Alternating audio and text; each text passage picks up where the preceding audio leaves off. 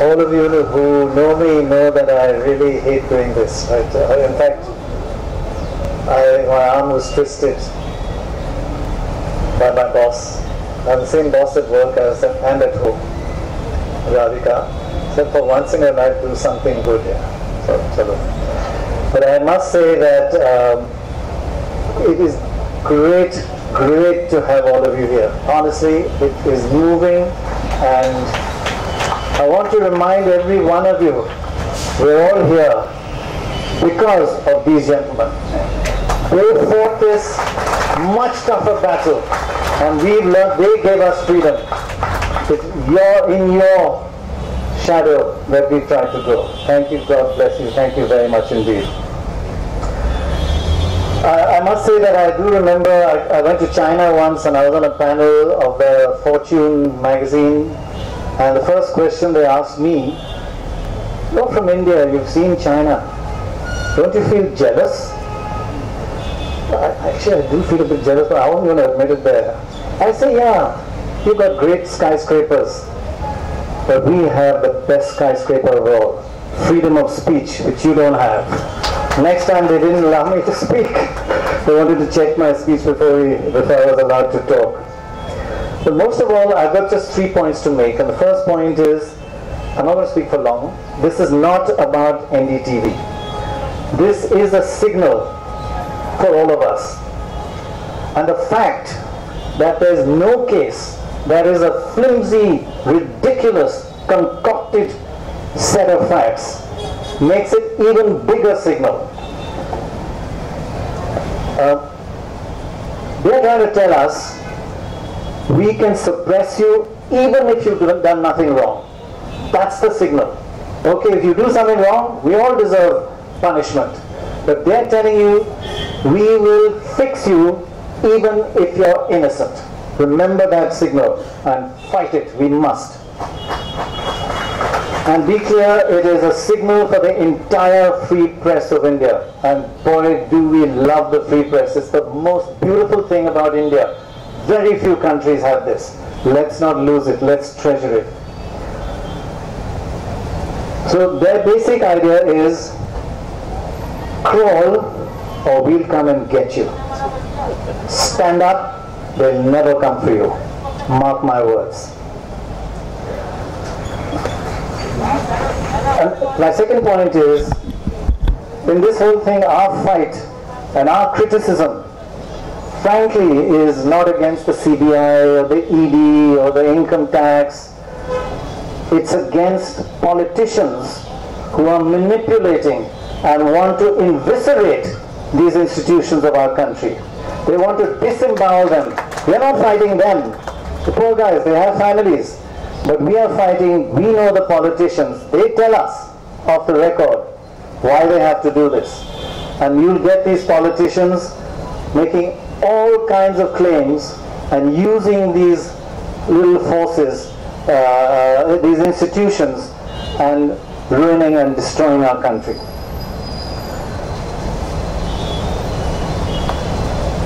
Our fight is not even against Sanjay Dutt. He's also being used. He's just another tool. He's another person that is being exploited. I do want to tell you a little anecdote. Sanjay Dutt's mother, and this was not done off the record, so I can mention it to you, is a wonderful, wonderful human being. I mean, all of us would love to have a mother like that. And she called about 5 of us together along with Sanjay, just to say, look, what are you doing? 5 years, you're going on and on. And during that meeting, 2 things she said stuck in my mind. First she said, Beta, these are good people. You have made a mistake. Now, Beta, fix your mistake. He listened quietly. And she said, one more thing, Beta. Every day when I say my prayers, I pray more for them than I do for you. I take my hat off to this wonderful lady, and I hope the son remembers those I doubt he does. He's just another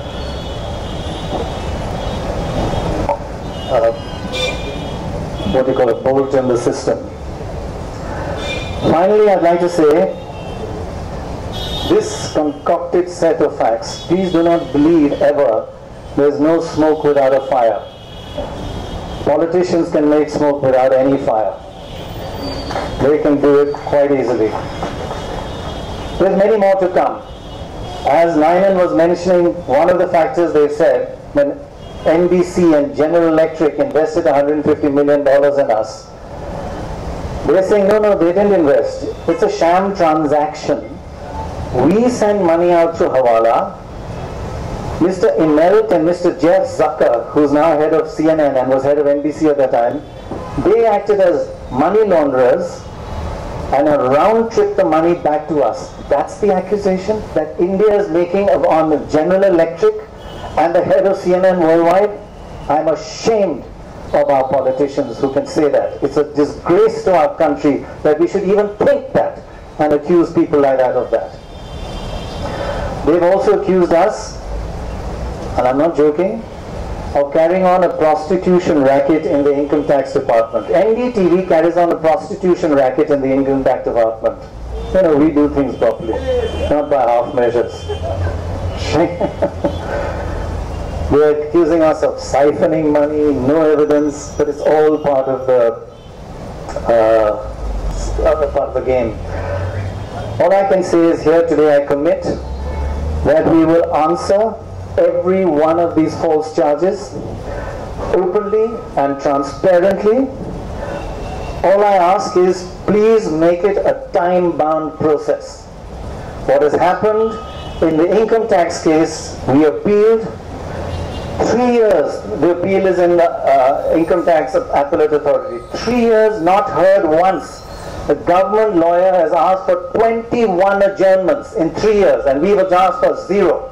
We want her to be heard. They don't want it to be heard. There's no plastic case.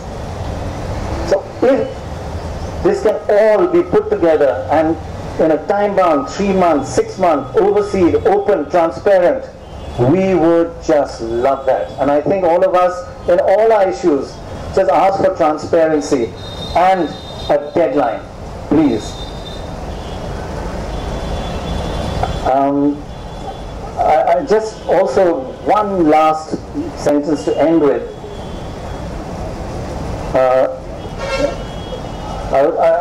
I commit to you here that Radhika and I and NDTV have never touched 1 rupee of black money.